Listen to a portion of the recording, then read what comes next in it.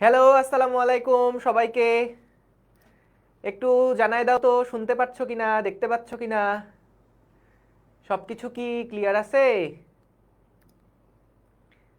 Hello hello hello, সবাই কি শুনতে পাও?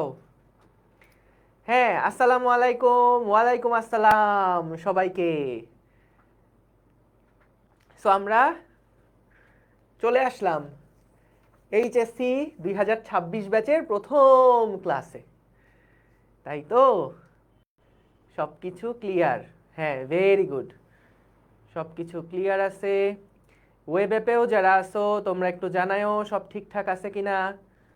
বলছো শুনতে পেরেছো, ভেরি গুড।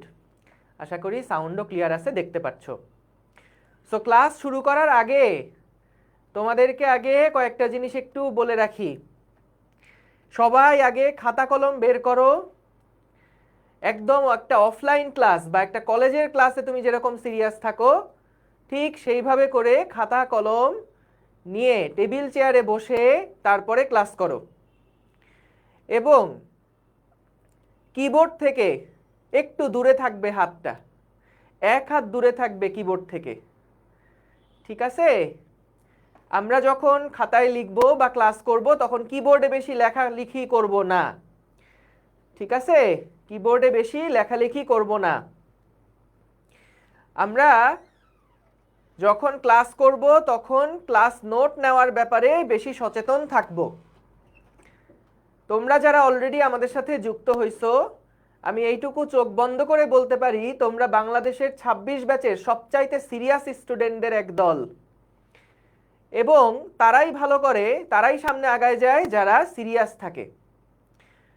তো যারাই অলরেডি ব্যাচে যুক্ত হইছো তোমরা খুবই লাকি যে তোমরা এইরকম একটা সিরিয়াস ব্যাচের সাথে তোমরা যুক্ত হইছো।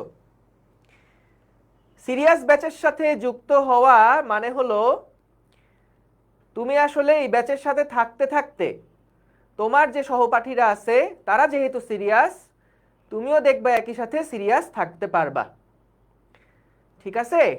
আমরা কখনোই কমেন্টে কোনো আলতু ফালতু কমেন্ট করব না। তোমরা এখনো পর্যন্ত খুব ভদ্র, খুবই সুন্দর সুন্দর ইয়া কমেন্ট করেছো, কিন্তু এটা খেয়াল রাখবা কেউ যেন তোমাদের মধ্যে অন্তত যারা সিরিয়াস স্টুডেন্ট আছো কেউ যেন উল্টাপাল্টা কখনো কমেন্ট না করো, ঠিক আছে? ওকে, সো চলো আমরা তাইলে আস্তে আস্তে শুরু করি। বিসমিল্লাহির রহমানির রহিম। হ্যাঁ, আসসালামু আলাইকুম সবাইকে। সো এইচএসসি 26 ব্যাচ ভেক্টর অধ্যায়টা দিয়ে তোমাদের যাত্রা শুরু হচ্ছে আমার সাথে।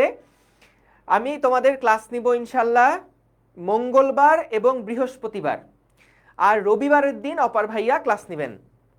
অপার ভাইয়া শেষ হয়ে যাওয়ার পরে তারপরে আমাদের অপূর্ব ভাইয়া ক্লাসে ঢুকবেন, ঠিক আছে? আমরা আজকের ক্লাসে ভেক্টর অধ্যায়টা শুরু করব। সো তোমাদেরকে আমি ক্লাসের মধ্যে যতটুকু লিখতে বলবো জাস্ট ততটুকু লিখবা, যতটুকু লিখতে বলবো জাস্ট ততটুকু লিখবা। এই সাউন্ড নাই বলছো কেন? সাউন্ড ঠিক আছে না এখন? একটু জানাও, সাউন্ড ঠিক আছে না? ওয়েব অ্যাপে যারা আসো, হ্যাঁ সাউন্ড ঠিক আছে। যাদের ওয়েব অ্যাপে সমস্যা হতে পারে তোমরা ফেসবুকে চলে আসবা, ঠিক আছে? কমপ্লেন করা যাবে না, জাস্ট ফেসবুকে চলে এসে ক্লাসে মনোযোগ দাও। এবং লাইভ ক্লাস সব সময় টার্গেট রাখবা, লাইভ ক্লাস যতক্ষণ সময় ধরেই হোক না কেন লাইভ ক্লাসটা সম্পূর্ণভাবে লাইভেই শেষ করতে। লাইভ ক্লাস যদি পুনরায় দেখা লাগে তাহলে যেন, কিছু কনফিউশন যদি থাকে লাইভ ক্লাসে তাহলে যেন আমার পরে রেকর্ড দেখা লাগে। কিন্তু লাইভ ক্লাস যতক্ষণ পর্যন্ত হবে চেষ্টা করবা ততক্ষণ পর্যন্ত লাইভ ক্লাসটা মনোযোগ দিয়ে করতে। আরও কিছু জিনিস বলে রাখি। প্রথমবার যেহেতু তুমি এই চ্যাপ্টারটা পড়তে যাচ্ছ তাই এটা খুব স্বাভাবিক, সবগুলো জিনিস কিন্তু প্রথমবারেই মাথায় ঢুকবে না। এর জন্যে আমরা যেটা পড়ানোর সময় করি একই জিনিস বারবার বারবার করে কিন্তু বলি। সো তুমি যদি বারবার করে বলার পরেও না বুঝো তাহলে একটু ধৈর্য ধরে ক্লাসটা শেষ করবা, বোঝার চেষ্টা করবা।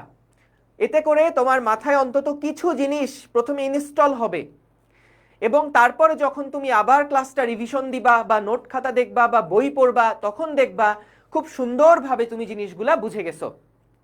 সো এই জন্য কখনো অস্থির হওয়া যাবে না। আমি একটা জিনিস একবার না 2-3 বার করে বলবো। আমরা অনলাইন ক্লাস যারাই নেই তারাই এভাবে কিন্তু প্র্যাকটিসটা চলছে। সো এই জন্য তুমি দেখবা প্রথমবার না বুঝলেও পরের 2বারে একবার বুঝে যাবা ইনশাল্লাহ। ঠিক আছে? আর অস্থির হওয়া যাবে না, ধৈর্য ধরে পুরাটা ক্লাস একদম যতক্ষণ পর্যন্ত হয় চেষ্টা করব 1.5 ঘন্টার মধ্যেই শেষ করার। যদি 10-15 মিনিট বেশি হয়ে যায় তবুও ধৈর্য ধরে শেষ পর্যন্ত থাকবা। ঠিক আছে? ওকে। সো তাহলে চলো আমরা শুরু করি। যাদের ওয়েব অ্যাপে সমস্যা হচ্ছে প্লিজ ফেসবুকে চলে আসো। অলরেডি আমাদের সাথে প্রায় 2টা জায়গা মিলায় 900 পোলাপান যুক্ত হয়ে গেছো। ঠিক আছে, সো সবাই নোট খাতা নিয়ে একসাথে বসো। ঠিক আছে? এবং তোমাদের আমি বলি এখন বইয়ের দরকার নাই আপাতত। আপাতত ক্লাসের যে স্লাইড আছে এইটাই তোমার জন্য বই হিসাবে থাকবে। তোমাদের জন্য নতুন বই যখন বাজারে আসবে তখন নতুন বইটা কিনবা। যদি কোনো সিনিয়র ভাই আপুর কাছ থেকে পুরানো বই ম্যানেজ করতে পারো তাহলে ম্যানেজ করো, কিন্তু টাকা দিয়ে এখন দোকান থেকে পুরানো বই কিনো না। তোমাদের এডিশনের বই আসলে তখন কিনবা। আপাতত জাস্ট আমার যে ক্লাস স্লাইডটা আছে বা আমাদের যে ক্লাস স্লাইড থাকবে সেইটাই ফলো করবা। ঠিক আছে? ওকে। সো চলেন আমরা তাইলে বিসমিল্লাহ বলে শুরু করি। সবার আগে একটু দেখে নেই আমরা যে ভেক্টর অধ্যায়টা পড়ব এই ভেক্টর অধ্যায়ের মধ্যে আসলে কি কি টপিক আছে। এখনই হয়তো সবগুলা টপিক বলতে কি বোঝায় সেগুলো আমরা বুঝবো না, কিন্তু একটা আইডিয়া রাখো। এতে করে আমাদের কোন লেকচারের পরে কোন টপিকে যেতে পারি সে সম্পর্কে তোমার একটা আইডিয়া থাকবে। এগুলা কি ভাইয়া খাতায় তুলবো? জীবনেও না, এগুলা খাতায় তুলতে যেও না। জাস্ট আমি যেগুলা দাগাচ্ছি একবার একটু দেখো। ঠিক আছে? একবার জাস্ট একটু দেখো। সো সবার আগে আমরা মূলত যেহেতু ভেক্টর অধ্যায়, ভেক্টর কি স্কেলার কি এগুলা নিয়ে আগে আমরা কথা বলবো। ভেক্টরকে কিভাবে প্রকাশ করে, বিশেষ কিছু ভেক্টর, এইগুলো নিয়ে আমরা কথা বলবো। মূলত ভাইয়া আজকের যে ক্লাস সেটা ইনশাল্লাহ চেষ্টা করব এই 3টা টপিক আজকে শেষ করে ফেলার চেষ্টা করব। যদি টাইম পারমিট করে আমরা চেষ্টা করব এই 3টা টপিক শেষ করে ফেলার। এরপরে আছে ভেক্টরের যোগ। আমরা 2টা সংখ্যাকে যোগ করতে পারি। ধরো একটা বস্তার মধ্যে প্রথমে 2 কেজি চাল রাখা হয়েছিল, তারপরে 5 কেজি চাল রাখা হয়েছে, তাইলে টোটাল বস্তার মধ্যে চাল কতটুকু আছে? 7 কেজি। এটা যেমন সুন্দর যোগ করে রেজাল্ট বের করে ফেলা গেল, ভেক্টরের যোগ কিন্তু এইরকম বীজগাণিতিক নিয়মে হয় না, এটা একটু ডিফারেন্ট। সো সেইটা আমরা শিখব ভেক্টরের যোগ কিভাবে করে। এর কিছু সূত্র আছে। ভেক্টরের বিয়োগ আমরা শিখব। আমরা তো ভেক্টরের যোগ করতে পারছি। এখন মনে করো তোমাকে যদি বলা হয় আচ্ছা 5 আর 7 2টা সংখ্যা যোগ করলে কত হয়, তুমি বলবা 12 হয়। এখন আমি যদি বলি আচ্ছা 12কে তুমি যদি 2টা সংখ্যায় ভাঙো তাহলে কত ভাবে ভাঙতে পারো, তুমি বলবা ভাই এটা তো অনেক ভাবে ভাঙা যায়। 12কে আমি যদি ভাঙতে চাই তাহলে অনেক ভাবে ভাঙতে পারি। 2 যোগ 10, 1 যোগ 11, 3 যোগ 9, এরকম অসংখ্য কোটি কোটি উপায়ে ভাঙতে পারি। শুধু কি 2টা উপায়ে ভাঙা যায়? 3টা উপায়েও কিন্তু চাইলে ভাঙতে পারি। 2 যোগ 5 যোগ 5, 2 যোগ 4 যোগ 6, এরকম বিভিন্ন উপায় কিন্তু আমরা একটা সংখ্যাকে ভাঙতে পারি।